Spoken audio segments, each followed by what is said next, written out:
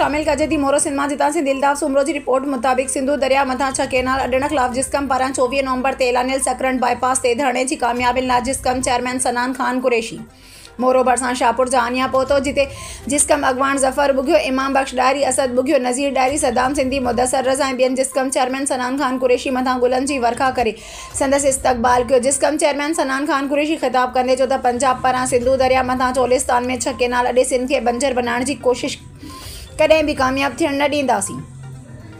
सिंधु दरिया मथां केनाल ठाहिया त सिंध बंजर बणिजी वेंदी। सिंध जा माण्हू उन मनसूबे खे नाकाम बनाइण जे लाइ असांजो साथ ॾियनि। हिन चयो त पंजाब सदाईं सिंध जे मदनी नबाताती वसीलनि जी फुरलुट कंदो रहियो आहे। सिंध खे वधीक गुलाम बनाइण ऐं सिंधी माण्हुनि खे माशी तौरु कमज़ोर करण जे लाइ सिंधु दरिया मथां गैर क़ानूनी केनाल अॾे सिंध खे भणभांग बनाइण जी साज़िश थी रही आहे। पंहिंजो सिंधु दरिया बचाइण जे लाइ सिंध वासी 24 नवंबर ते सकरंड नेशनल हाईवे ते ऐलानियल धरणे में हज़ारे माण्हुनि जी शिरकत खे धरणे खे कामयाब करे पंजाब खे ॿुधाइनि त सिंधु असांजी सिंधियुनि जे साह आहे। सिंधु दरिया मथां केनाल अॾण जी सूरत में सिंधी सख़्त मज़ामत कंदा ऐं पंजाब जा रोड रस्ता हमेशह लाइ बंदि कंदा। 24 तारीख़ गॾु थी करे क़ौमी ॿधीअ जो सबूत ॾियो त जीअं सभिनी खे ख़बर पए सिंध जा मालिक, सिंधु दरिया जा मालिक सिंधी आहिनि, ॿियो केर बि कोन्हे।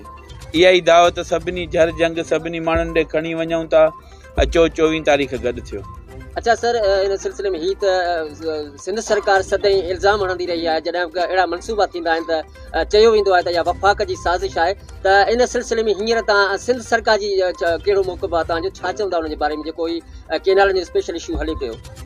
जेके माण्हू वोट ॾेई करे गवर्नमेंट खे पीपुल्स पार्टीअ खे वोट ॾियनि था, इक़्तिदार में उन्हनि खे आणनि था, जेॾीमहिल हू इक़्तिदार में अचनि था उन्हनि माण्हुनि खे विसारे वेहनि था ऐं धरतीअ जो सौदो कनि था।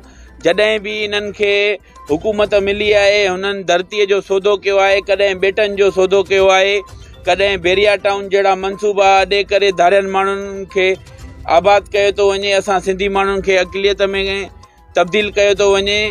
कॾहिं ज़ुल्फ़कार आबाद जहिड़ा मनसूबा अॾिया था वञनि त वरी